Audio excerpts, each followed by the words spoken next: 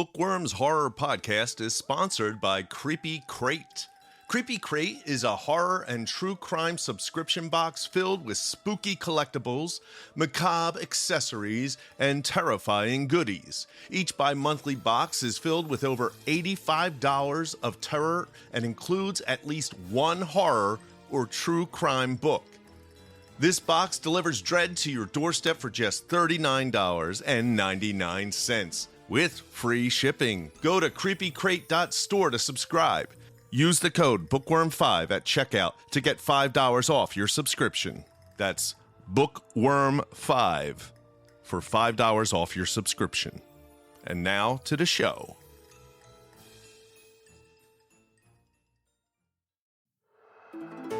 Welcome to Book Worms Horror, the podcast that offers you tips on writing, especially in the horror genre.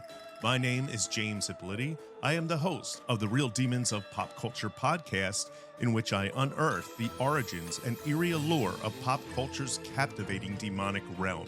On this week's episode, I talked to Regina about her recent trip to StokerCon and how that went.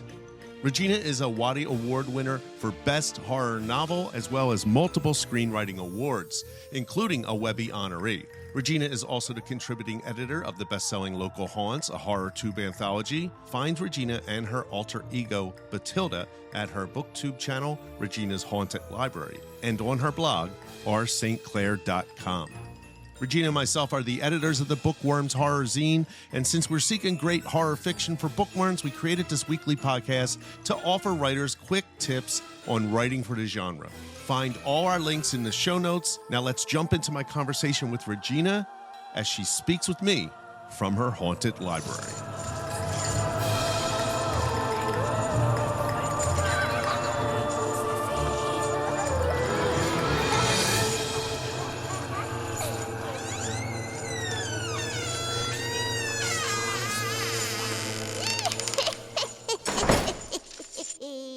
You went to StokerCon this past weekend, and that's in Pittsburgh. Is that correct? Yes.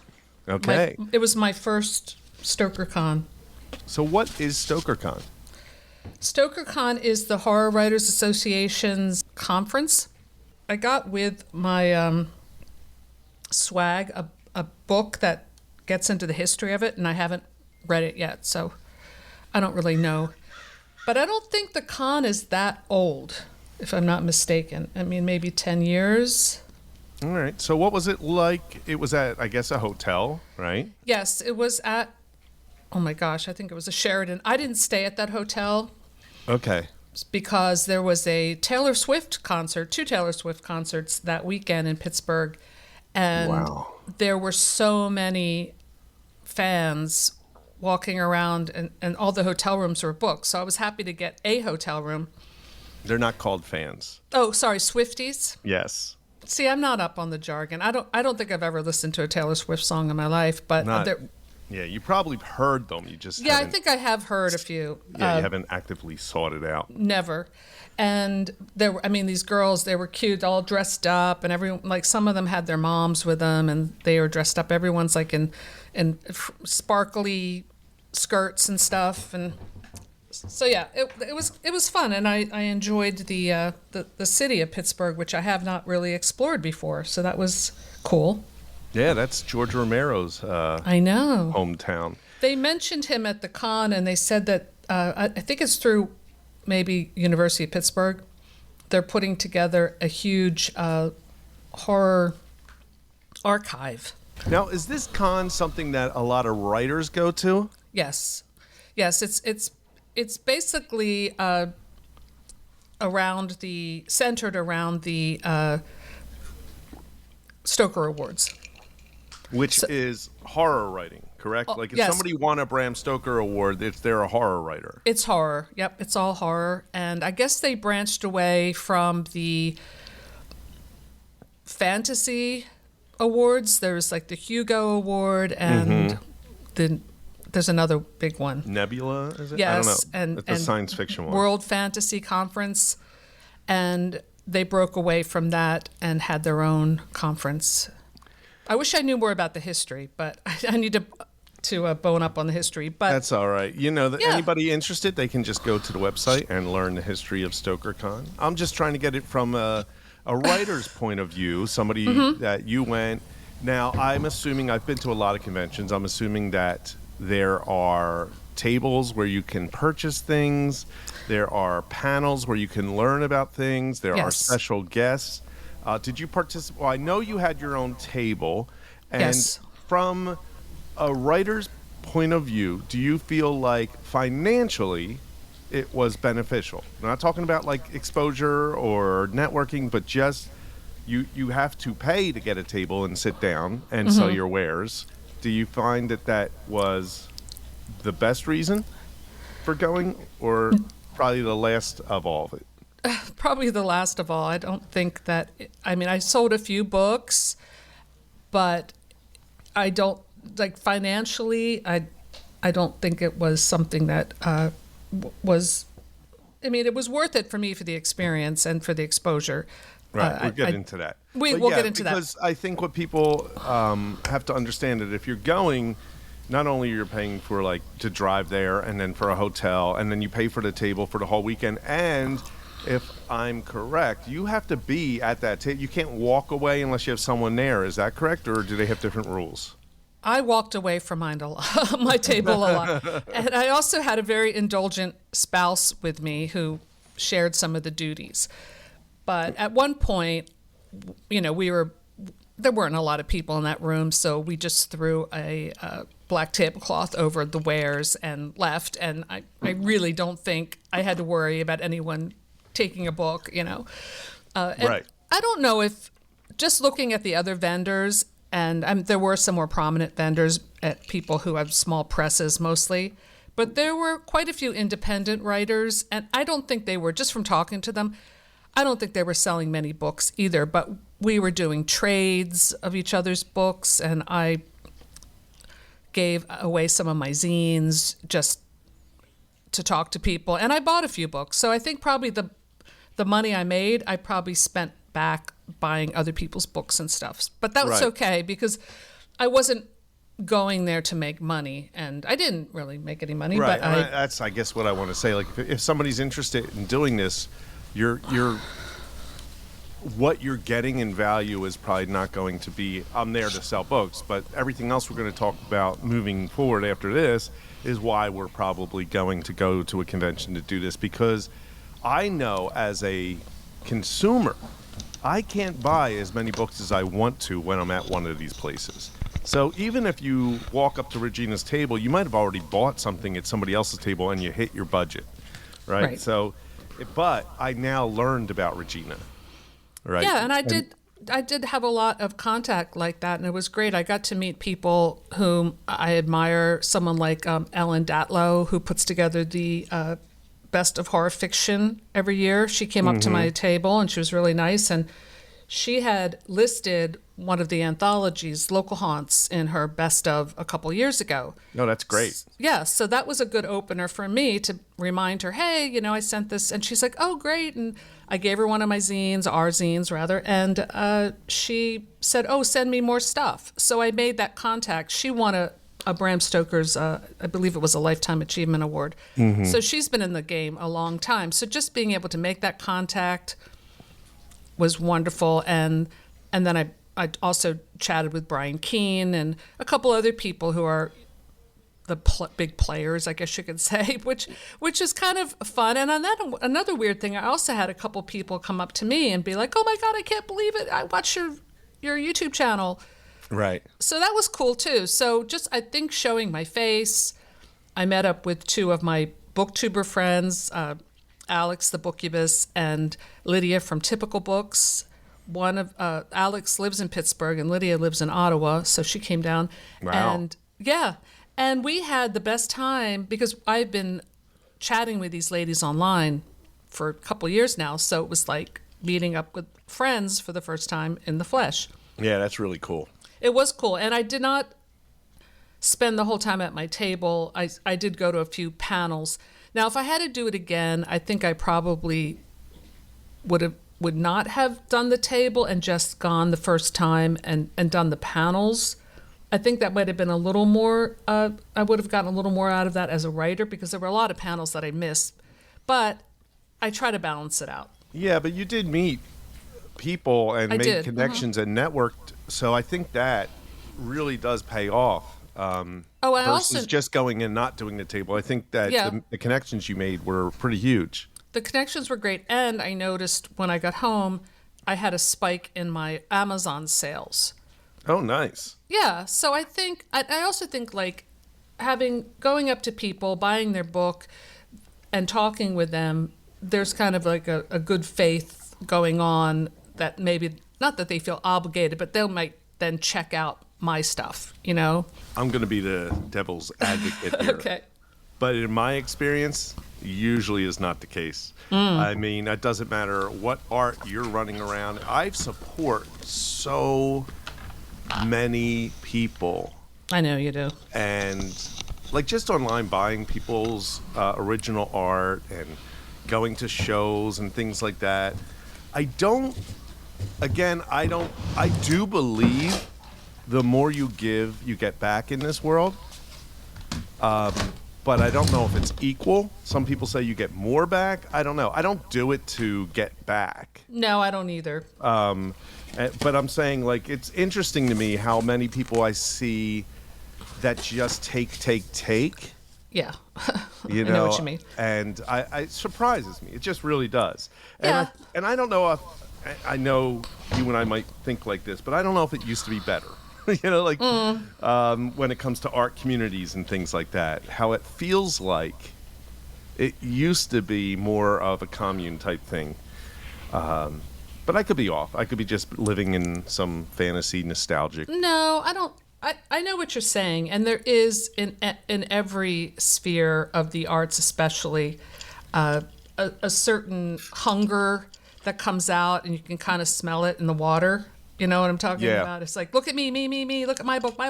And it's kind of, at one point, I was sort of observing this, and I said to Joe, my husband, that quote from Mike Nichols when he was talking about, I think it was when he was talking about directing Who's Afraid of Virginia Woolf, and the line was something like, why is the academic world so cutthroat and competitive? And he said it's because the stakes are so low. Now that sounds bitter, but I feel like in the arts, and I've been in this, I mean, I may not have been in this fiction horror game that long. I've been in the arts game my entire life, and it's just an observation. And I always kind of want to say, hey, let's just chill out. Like, we don't need to be in competition with each other. And I'm not saying I felt that from other people, but just, it's just an observation. Because I definitely felt like in this, I'm not a member of the Horror Writers Association. I mean, I guess I could buy my way into an associate member or something, but you have to have had, been, I think, received a certain amount of money for a short story. Actually, the people who have gotten their stories in Book Worms are probably qualified to become a Horror Writer Association members, but so I definitely was an outsider looking into this world, if you know what I mean. Yeah. But once I went up and at first I felt a little maybe nervous or intimidated a bit, but then once I went around and talked to people, I realized they were just like me. They have a couple books, and I actually had a lot more books than most of them, and they're just trying to, get their foot in the door either as a writer or as a publisher, and Yeah, so. I think, and I just read this, and I've heard it throughout my life, that the idea that artists feel like they have to compete is that they have this sense of scarcity, like there is not enough in the world that we all can succeed, and that's not true at all. There's plenty out there for all of us to create art and have an audience. You don't have to compete. I couldn't agree with you more. In fact, one of my favorite quotes is from Henry Miller, an artist that is an author that I always inspired me just because he had a screw it attitude. But he said something like, or wrote, the the world is big enough for everyone's gifts. Yes. And I absolutely believe that, because what I'm going to write is going to be different from the guy next to me who's trying to sell his book, you know? Right. So and we got 8 billion people in this world, so I know. there's plenty of people for you. So it sounds like, though, you did get something out of the panels? Yes. I got something out of the dealer's room, too. It's always a learning experience. The panels were really interesting. It was nice to hear. I think as a writer, it was really good. I wish I could have sat in on more. I think I did about 4. Well, and it may or may not. A lot of times these conferences, they actually have someone recording the video, and it might show up on YouTube. Oh, okay. Yeah, that's So I would look for something that too. you might have thought you missed.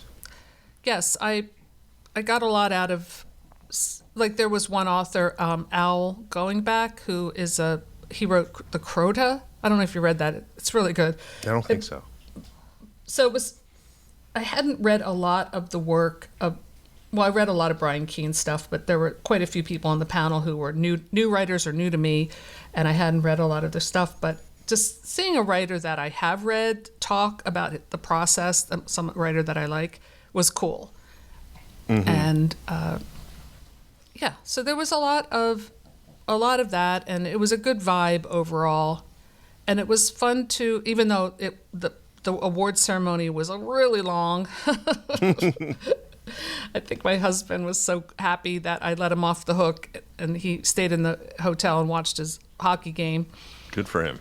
Yeah, but it was long, but we dressed up. It was fun. You know, I went out with my friends, and it was interesting hearing all the speeches, and it made me want to now, like, check out their books. So I ended up coming home with a bunch of books, and I plan to get more. And what I'm going to try to do is read one per month, you know? Yeah. At these events like this, I looked at a lot of names. Now, I knew Daniel Kraus because I'm reading a book actually called The Rotters that he wrote. Mm-hmm. And he's got a lot of books that I recognize.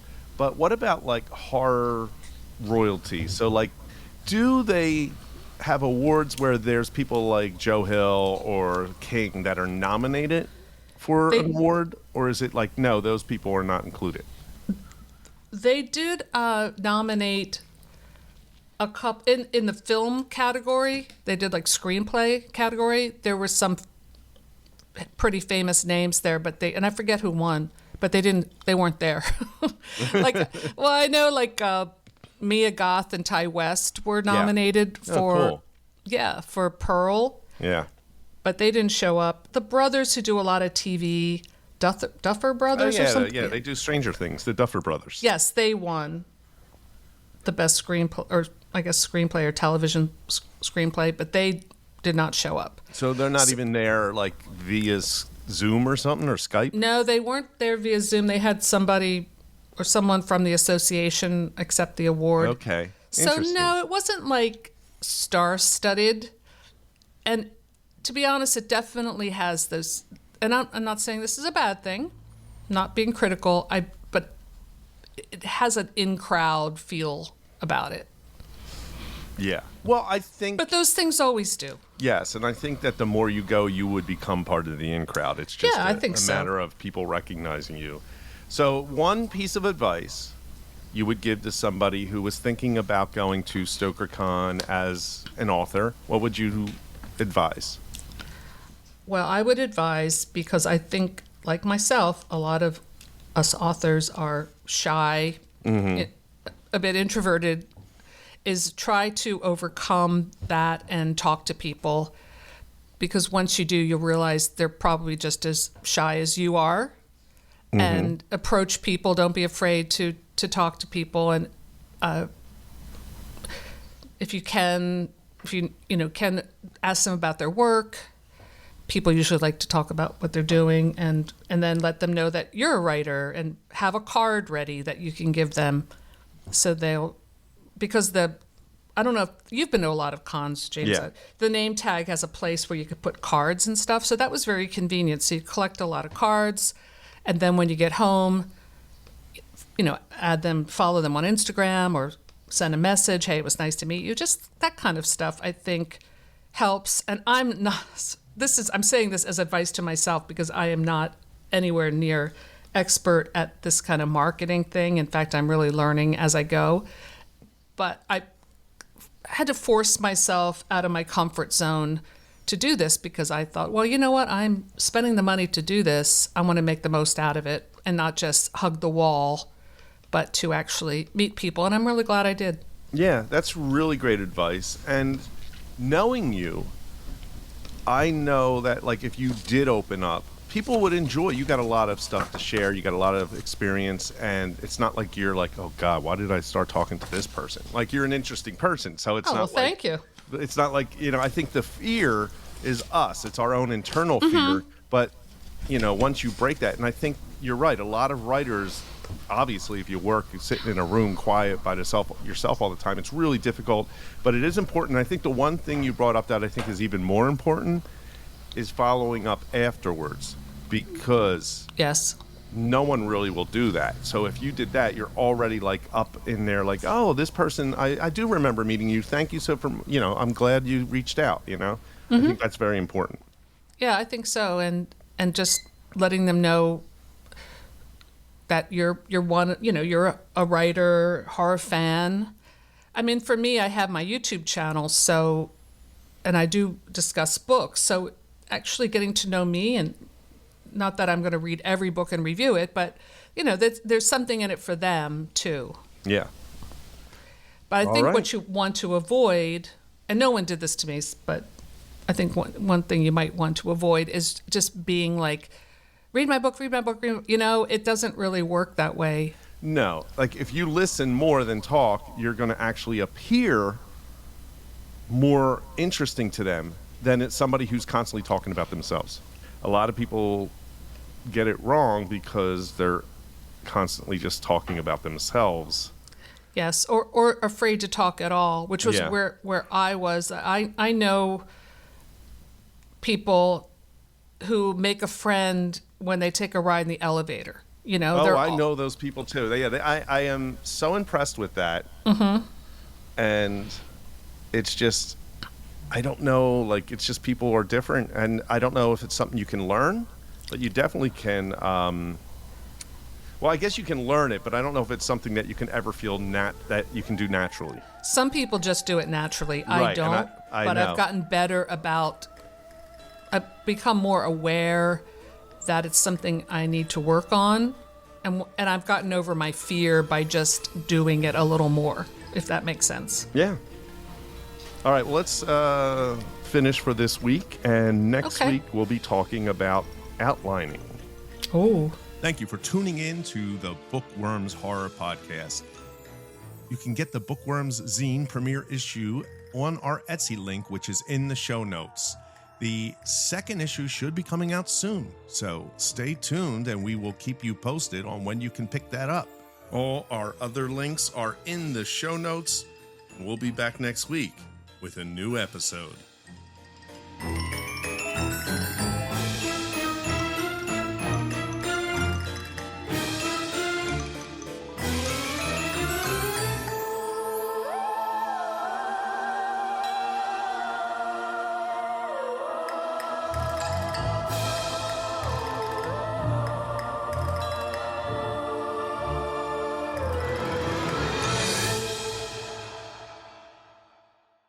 Book Worms is a Guerrilladelphia production.